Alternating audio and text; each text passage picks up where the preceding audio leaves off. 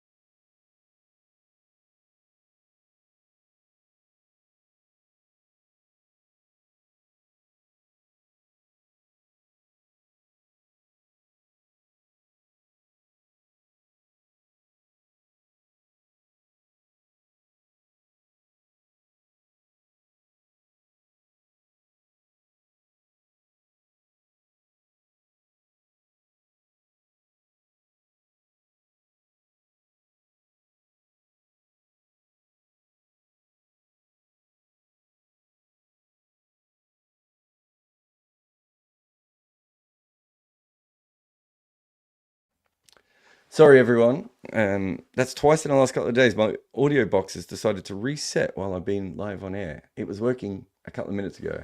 So I'm just going to tap the mic. Just let me know if you can hear anything now. We can hear you now. Perfect. Yeah, real apologies for that. I don't know what the issue is at the moment. It's like the audio just has a mind of its own. And it only seems to do it when we're live on air. Every other time it's working. Anyway, wasn't it great to go back in time and see a ye olde T20 game? This was 2012 vibes, wasn't it? 160 odd plays, 160 odd. And the kind of chase where you're just like, well, like CSK were massive favourites for long periods there. But it just didn't ever feel like they were that far ahead.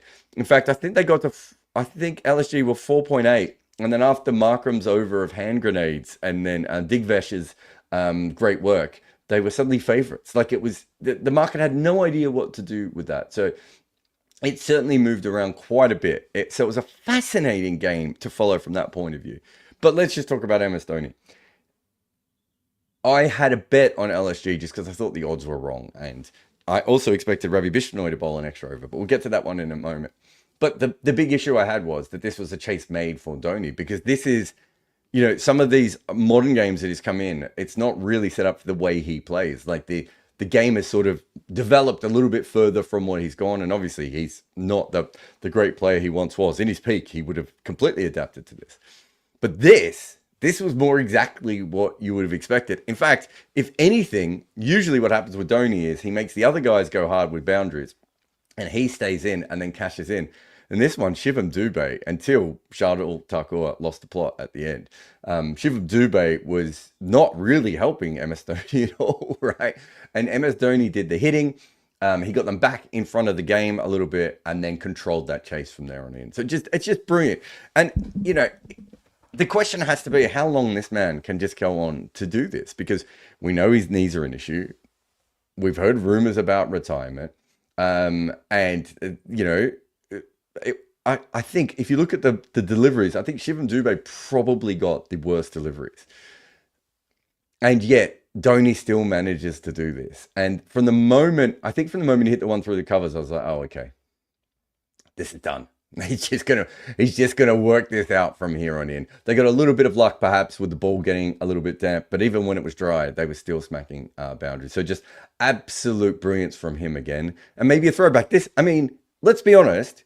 We're getting to the point now where how many more times will this ever happen? Like, I don't want to say this is the last time MS Dhoni will ever, successfully play in a chase, but we can't have like a million more, right? Like maybe he gets two more this year. I mean, how many more games will CSK win this year, right? And how many times will they be chasing in those games? You know what I mean?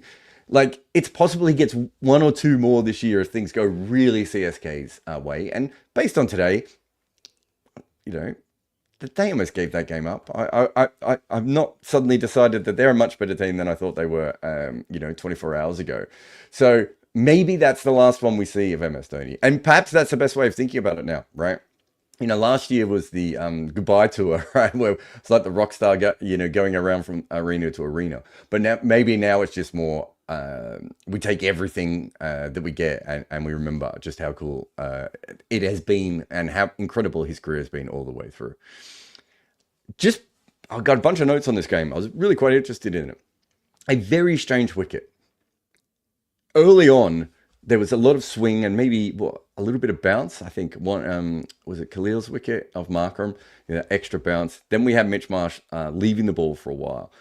It probably is why the wicket, the game ended up being a little bit odder than it usually is. So there was certainly something to be said about that and the lower scores and everything. But it just felt to me just like there was something in the wicket all the way through that meant that the batters never felt all that comfortable. Because there wasn't really, outside of perhaps Dhoni, I don't think there was any batter who really ever looked like they were feeling confident on it the whole time. And so just an odd, different kind of game than we've seen for a little while. The other thing I want to mention is just how much the ball changes, I think, help. I think this is a perfect example of a game that CSK win really easy. Really, really easy under the old conditions because the balls wouldn't have been changed. They would have kept getting slippery, and it would have just spiraled out of control really early on. It allowed them to play that, bowl their part-time spinners further on, and everything there. Although on that, I still don't really understand why we didn't see more of Bishnoi. So Bishnoi bowled 3 overs, 2 for 18. He's been struggling all year. You've got him in form. He's bowled beautifully to Dubé. Dhoni doesn't really want to face wrist spin either. Why are you bowling 2 overs of Shardul Thakur? I actually felt sorry for Shardul Thakur because he's had a great year when he wasn't even supposed to be here. He's supposed to be bowling. Well, he's supposed to be here with me. He's supposed to be bowling down the road for Essex, right? And that was not the position that you wanted him to bowl 2 overs at the end. They had the wrist spinner. They had to go with that option. That's just a mistake they've made, and it hasn't gone exactly their way. But for me, sometimes you just have to read the conditions and go with it. And the fact they were bowling Aiden Markram so late in the game to Shivam Dubé, I think tells you a little bit about that surface. So I certainly would have gone. I certainly would have had a look at that. So, the other thing I wanted to talk about was Patharana. So there's a graphic, and we'll probably do a video on this. In fact, there's a couple of players on this game I want to do a video on upcoming. But Patharana has clearly changed his action from, I don't know, what's that? 8:30? No. Was it 8:30? No, it'd have to be higher than that, wouldn't it? From 9:30 to 10:30? Like he's gone from almost sidearm to a little bit higher. And the thing that you start to notice now is he gets hit for sixes. He's just not as good as he was right at the moment. Now, he's still getting used to his new action, but it doesn't have the same natural advantage than the old action had. And I think that's certainly something worth having a look at. And I know he's changed it. I haven't seen, I don't know if anyone's done a full article on it. We're trying to do a big thing on the bowling action change and everything else, and all those sorts of things. But yeah, I'm going to get to this question in a minute because it's quite interesting, actually. Can Shivam Dubé still hit spin is another question, another note I wrote down. I know this could have been wicket dependent, but it just doesn't look as confident. And I wonder if, generally with a lot of left-handers, they were very good at hitting spin when it is at their off stump or outside their off stump. And you see now as many bowlers, as many spinners are now trying to cramp the left-handers up, which wasn't always the case. And if you are a natural sweeper of the ball, you can't do that. But if you're a slog sweeper of the ball and a hoiker of the ball, I wonder if there's an element there of being able to do that. Whereas before, a lot of Shivam Dubé shots were from off stump and even outside off stump. And it's, again, as I said, it's something that we kind of want to look at and see if there's anything more to. But there's a few players in this game. Sheikh Rashid, I wanted to talk about as well. Really good that they're trying some younger players. You know, me and Robbie just did a podcast today talking about how we would both start again and go from the beginning and go very, very different. You know, and basically groom the younger players, not rely as heavily on the overseas players unless there's someone that they want to see for the future or anything like that. So great to see that they finally picked someone younger. There was a rumor they were going to pick a teenager out of Mumbai ahead of him, but I thought he fronted up quite well and want to see more. No solid notes on him at the moment. But one of the players I do really want to talk more about is Digvesh. I'm just such a big fan. It's an interesting bowling style, isn't it? Because we're seeing guys like Chakravarti go away from that sort of carom flicky style. Digvesh actually reminds me of the bowler who's just been called for chucking in Pakistan, who might do a short video on him because I think he's quite interesting as well. I'm not sure he does chuck, by the way. I think he might just bowl with a permanent bent arm. But it allows him to get different angles on his hand. But if you have a look at Digvesh, he does a similar kind of thing. He has very interesting angles off his wrist that you don't see from normal spinners. So it's fascinating. Usman Tariq, that's the one. Thank you, Abdullah. I just wrote his name down somewhere because I wanted to remember to do the video on him. But yeah, so there's some really interesting little patterns and things with his bowling. He's very clever. He's very composed. I'm just a big fan. I really like him. He's come from nowhere.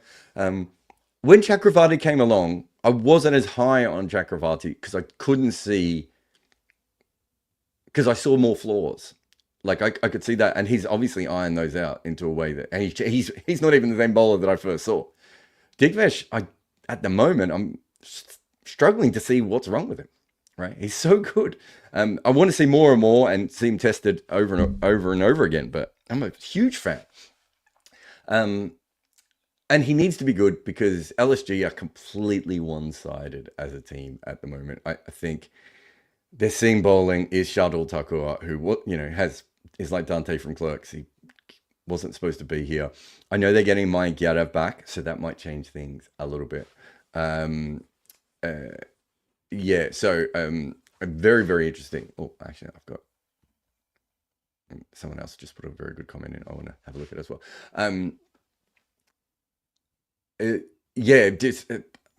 Maybe if Mike Yadav works and they've got Digvesh and Bishnoi has found some form through this game, there's something there. But so much. And just to get back to my point before, Shardul, Shardul is a sixth bowler.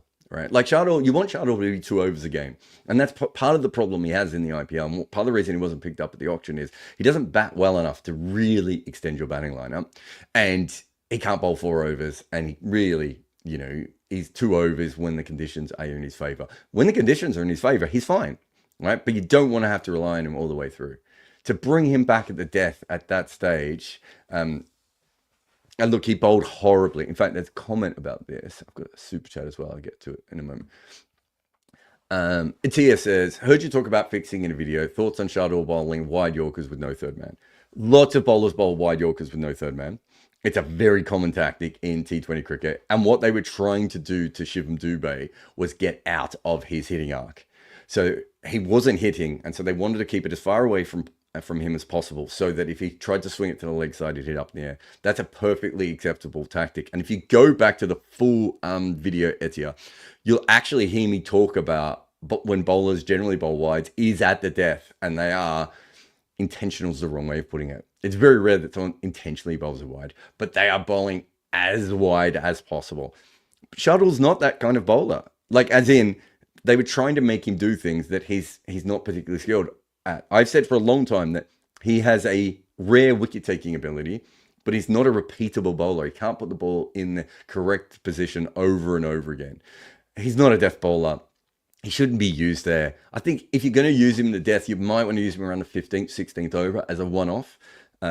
Sometimes I've seen him get some good revolutions on his slower ball, and that can bring you back. But yeah, it's not for me. That's most of my notes. Thank you for that chat. We also had a super chat from Siddharth Singh. If anyone else has a super chat, I can get to those as well. Siddharth says, shouldn't Pant have gone harder with Miller left? Yeah, he didn't look like he was in particularly good form with me, and then he got a bit stuck, didn't he? I think you're right. I think if you still have Miller left, you keep swinging. Yeah, there's no point. Miller isn't the Miller of before, and he seems to take a lot longer to get started, which doesn't really make sense to push him down the order, by the way, as well. But yeah, it's definitely something quite different from that perspective. If you're going to move Miller down, then maybe the way that you use him as a batting order is your batters up the order, go harder, right? Like that aren't those two things just linked? So yeah, I would say all things considered, they probably didn't get that one right, Siddharth. And Vamot123 says, Usman Tariq is a joke of bowler. Straight up stops at the crease. He bowls like an uncle playing against kids on Indian streets. So he got called for chucking, yesterday or today?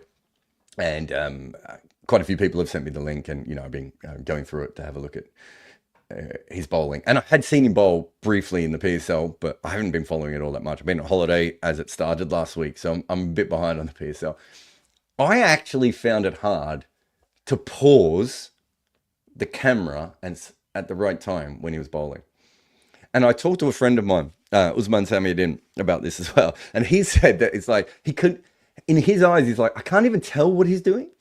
And it tells you why he has such a massive advantage. And I think what Vara is talking about here is part of it. The stopping at the crease, he kind of bowls out of rhythm. And we've seen that before, and you're not allowed to do the the intentional pause that Xavier Doherty was doing. Who else was doing it? There's another finger spinner, wasn't it? Who was doing it on purpose. I mean, Ashwin's done it occasionally, but there were some others that were doing it quite regularly.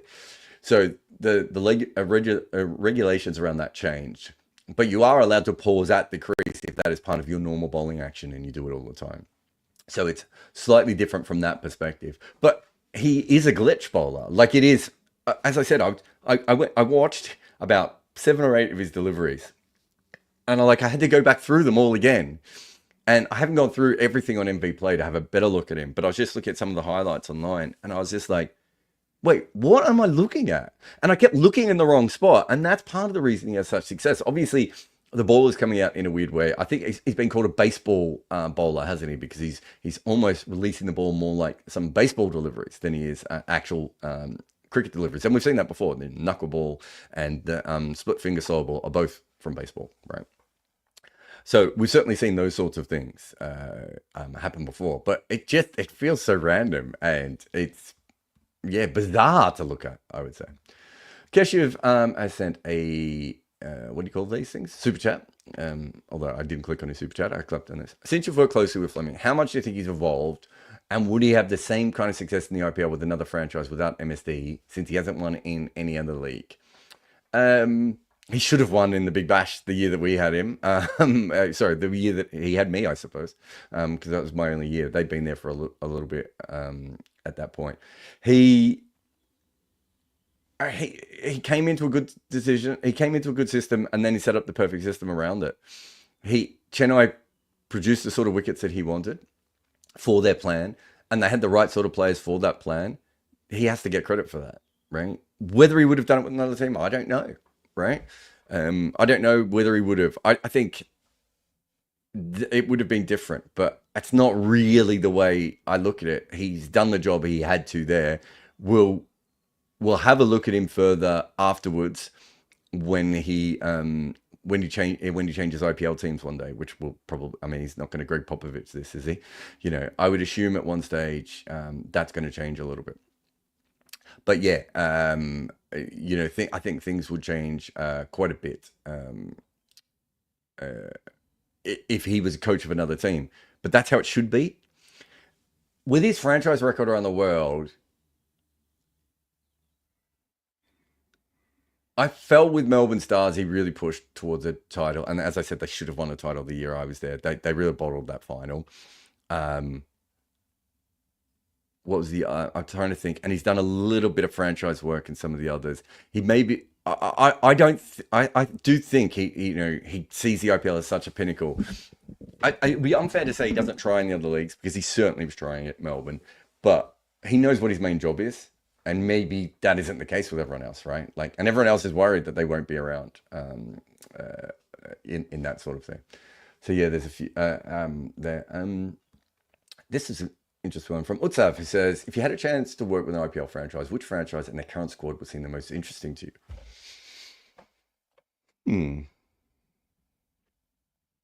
What's the most interesting? I mean, I was pretty interested in Punjab squad until recently. Um, I would like the challenge of I don't know what an LSG or a Sunrisers. One of the teams that don't have bowling. Can you manufacture bowling without bowling? Um, um, is there something within that is interesting to me? I think yeah. Like, is there a way of going all in on a tactic in 1 year? Because you see this with other sports, right? And we haven't quite done it with cricket. I reckon Adelaide Strikers is a team I saw do it a couple of times, maybe under Jason Gillespie. And I can't think of too many other teams who've come in with like a theory that they're just going to do this thing this year. So it might be all the seamers bowling right arm around into the back heel, right? Which I reckon Adelaide Strikers might have done 1 year. In fact, the other team is Nottingham, with their bowlers, where they just tried to bowl into the pitch at the body of all batters for 1 year, right? Like that was their seamers. That's what their seamers did for a whole season. We don't see that as much, and I wonder if you could do that with the team. Is there a particular team I would like to be involved with? Hmm. I don't know. Yeah, I don't know if that's the case. I mean, to be honest, the kind of thing I would want to do if I went back and worked with a team now would probably not be an analyst anymore, unless it was a great analyst position. I'd be more looking at running a department, whether it be an analyst department or a scouting department, or I'd love to be a general manager again of a team. So it's in that case, you're kind of picking everyone yourself, right? So it's very, very different. Uh, I've already done that question, haven't I? Subway Surfer says, bring back scoreboard. Need my daily JK fix. So when we're getting paid for something and we've got sponsors, we can do that. But the IPL is like 60 days straight. We don't have the resources as a company to be able to do that. And also, it tires out my staff. We don't get masses of hits from the IPL. We might if we did a daily show, but we've tried daily shows before that haven't worked. We're in the middle of talking to investors about upgrading our business and looking for quite a substantial amount of investment. If we got to that kind of level, that's where I would like this company to go in the future. But we're not there at the moment. And third innings it's different to scoreboard, obviously, but it allows me to come on and do this without having the full team have to get behind it. Like they didn't even know. That's why the microphone wasn't working. I think they were off working on another video at the moment. And so third innings allows for that. We will do scoreboards, I would assume. Actually, I'm not sure if we'll be able to do scoreboards from India, England test matches and the World Test Championship because I'll be at the ground. A scoreboard might be tougher to do at the ground, but we'll be doing stuff from the grounds, right? Like and all those sorts of things in the future. Without any doubt, going ahead, there'll be plenty of that sort of stuff going on. So yeah, scoreboard's not dead. It's just it's something that we use for. It's usually something that we use when I am working on a series and I'm spending all this time. Last week I was on holiday, so it would have been silly for us to start the scoreboard and then for me to go on a holiday for a week. Whereas third innings, we do them, here and there when we can. All right, I've got one last question. Sanjeet says, lucky replacement for Punjab, Willow Roy. So that was mentioned on the podcast we did with Robbie today as well. There's a like for like part there, right? Like I think it makes sense. So I think there's I can understand that.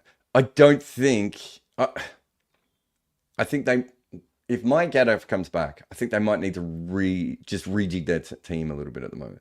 The problem is that if they get an overseas seamer in, whether it is Willow Rourke or is Xavier Bartlett in their squad as well? I can't remember who the other player is. Or maybe that was the other player they were thinking about. But is there like, I think they just need to rejig everything and change things up. So I think we might see that as well.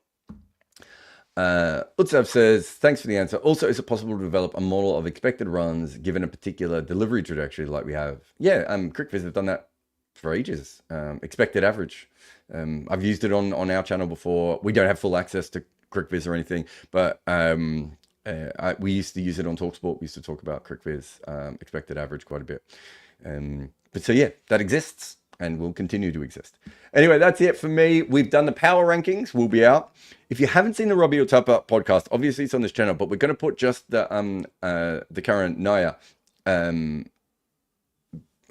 section up because it's really fascinating. And I had heaps to say about him and then didn't realize how much Robbie had been involved with him over a period of time as well. So it's a really, really cool little, maybe a 20-minute thing. It'll be on the main channel, or you can just go and watch the full Robbie one or listen to it tomorrow, whatever that may be.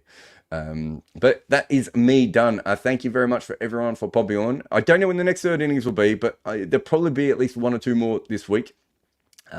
And then next week, I'm actually going to be much more around and everything. I've had school holidays and everything else. I see Walkie Alive has said, good areas knockout needs to be a weekly thing. Absolutely love it. I think it would knock us out. It is a very long and painful. And poor Varun, if he ever has to do that. Anyway, that's me out. I'll see you again very soon.